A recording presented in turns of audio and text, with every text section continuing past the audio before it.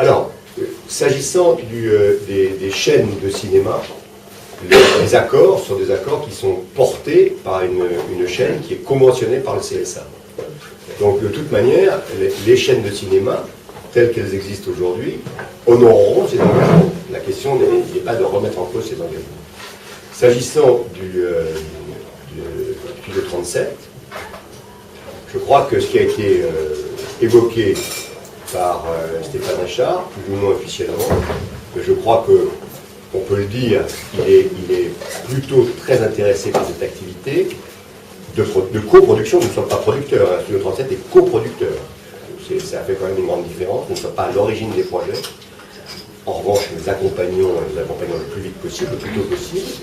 Il s'agit d'une activité qui est formidablement dirigée par Frédéric Dumas et qui montre que progressivement on a accès à des œuvres de plus en plus grand public et qui peuvent rencontrer le succès en salle.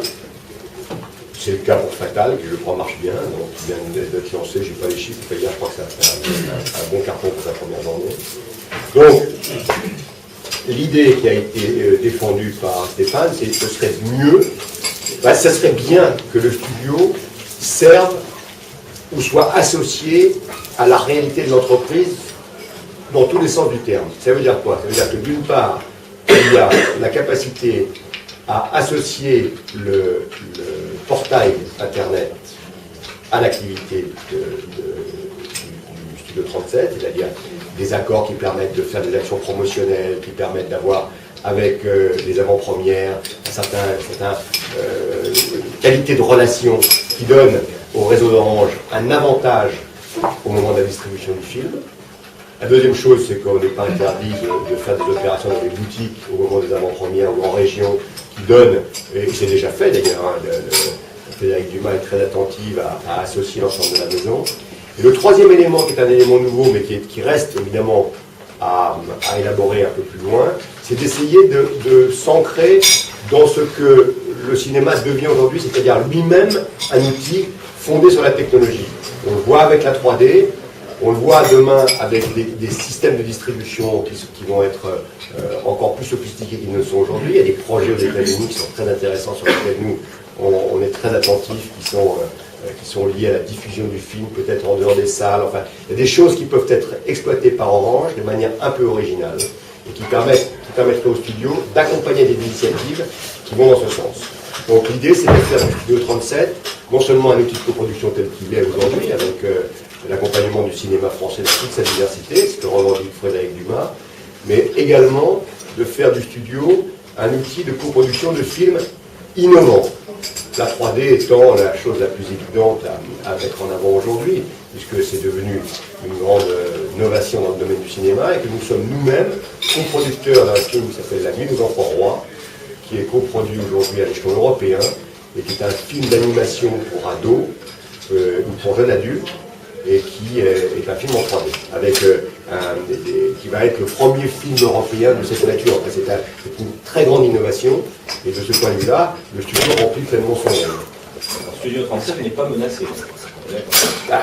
Non. Non. Vous êtes sûr que c'est ce que va décider Stéphane Richard? Mais Stéphane Richard, moi, il ne m'appelle pas tous les matins pour me dire ce qu'il décide, mais il est directeur général d'une maison qui fait à peu près 50 millions de chiffre d'affaires, qui compte 200 000 salariés. Je suis certes une préoccupation importante, mais elle n'est pas permanente. Et honnêtement, il a une batterie d'annonces à faire dans les semaines qui viennent, et il fera sa batterie d'annonces, donc je ne peux pas m'exprimer en lieu et place de Stéphane Richard. Il ne me semble pas, à date, que le studio soit sous une quelconque menace, sachant qu'encore une fois, je l'ai entendu plutôt demander à ce que le studio s'oriente vers une coproduction cinématographique la plus proche possible de l'activité de la maison. Et ça veut dire, en fait, connaissant votre caractère, quand vous disiez le cinéma est fondé sur la technologie, ce n'est pas tout à fait ce que vous voulez dire.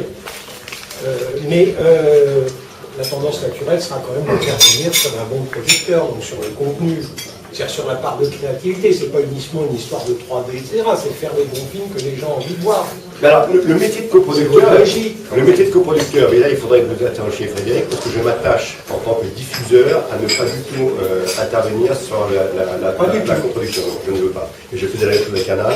J'avais décidé de me retirer du comité de bénédiction de Canal quand j'y étais. Je pense qu'il faut que chacun fasse son cinéma. Chacun fasse son métier. Le jouer aussi. L'éditeur a un travail d'éditeur à faire. Il doit avoir une relation avec le public fondée sur l'agrégation de contenu.